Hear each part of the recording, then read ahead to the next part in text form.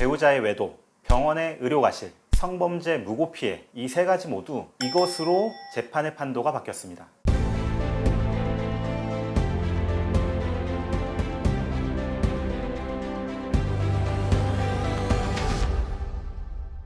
안녕하세요. 변호사랑의 지호섭 변호사입니다. 갑작스럽게 범죄 피해를 당해서 내가 입은 피해를 입증해야 되는 경우, 또는 반대로 억울하게 범죄자로 몰려서 나의 결백함을 입증해야 되는 경우, 긴급하게 사건 현장에 CCTV 영상이 필요한 경우들이 있죠. 지난 시간에는 증거보전 신청 방법에 관해서 알아봤는데요. 이번 시간에는 제가 직접 변호사로서 수행했었던 증거보전 신청 3가지 사례에 관해서 알아보도록 하겠습니다.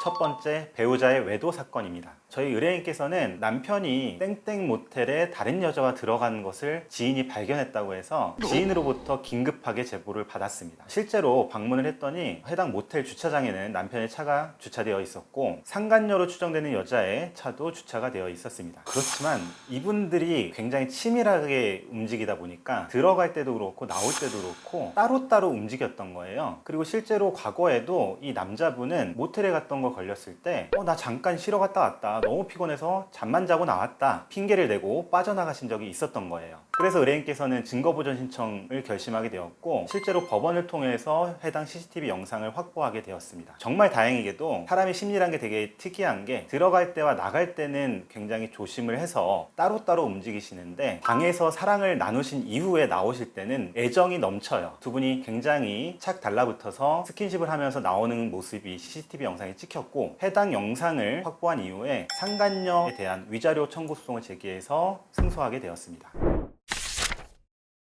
두 번째, 병원의 의료과실 사건입니다. 의뢰인의 모친께서 병원에서 수술 이후에 갑자기 사망을 하셨어요. 굉장히 이상했던 점은 분명히 수술 직후에 의사가 브리핑하기로는 수술이 굉장히 잘 됐다, 곧 회복하실 거다라고 이야기를 했음에도 불구하고 그 얘기가 끝나고 나서 얼마 되지 않아서 갑작스럽게 사망을 하셨다는 점이 굉장히 의심스러웠습니다. 그래서 우리 의뢰인은 병원 측에 대해서 CCTV 영상을 확인해 줄 것을 요청을 하였지만 병원은 개인정보들이 들어있음을 이유로 해서 거부를 했고 이 때문에 어쩔 수 없이 법원을 통해서 CCTV 영상을 확보하는 증거보전 신청을 결심하게 되셨습니다. 다행히도 의뢰인이 빠르게 결심을 해준 덕분에 CCTV 영상의 보관기간이 만료되기 이전에 확보할 수 있게 되었는데요. 해당 CCTV 영상을 본 결과 굉장히 충격적인 장면이 확인이 되었습니다. 환자가 수술을 마치고 나서 회복실로 이동을 하게 되잖아요. 환자의 산소호흡기 관이 빠져 있는 것이 확인됐습니다. 즉 의뢰인의 모친은 산소 공급이 원활하게 이루어지지 않아서 사망에 이르게 됐던 것이고 이와 같은 CCTV 영상을 통해서 해당 병원의 의료과실이 인정이 됐고 손해배상 청구 소송에서 승소할 수 있게 되었습니다.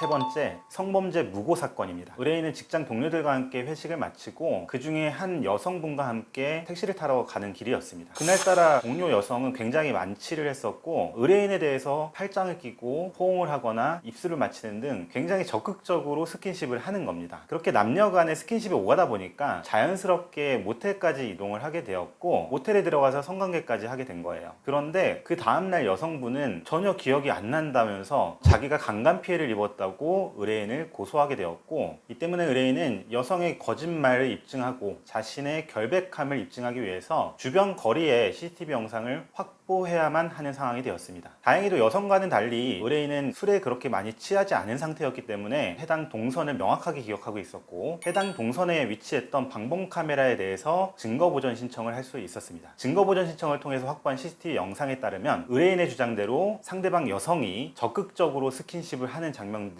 명확하게 찍혀 있었고 모텔로 이동하는 과정에서 이 두 사람은 택시도 이용을 했었는데 이 여성은 남자가 강제로 택시의 문을 개방해서 합석을 했다라고 주장을 했습니다. 반면 의뢰인의 주장은 여자가 먼저 택시에서 손짓을 하며 택시에 타라고 했다라고 했기 때문에요. 이와 같이 상반된 주장, 엇갈린 진술을 입증하기 위해서 택시 내부에 설치된 블랙박스의 영상도 필요한 상황이었습니다. 다행히도 이 택시 요금은 의뢰인이 결제를 했었고 따라서 해당 택시를 특정할 수 있었기 때문에 증거보전 신청을 통해서 블랙박스 영상을 확인할 수 있었고요. 여자의 진술이 거짓말이었음을 입증할 수 있었습니다. 그 결과 당연하게도 의뢰인은 강간 무죄를 선고받았고 해당 여성은 위증죄로 벌금형을 선고받았습니다.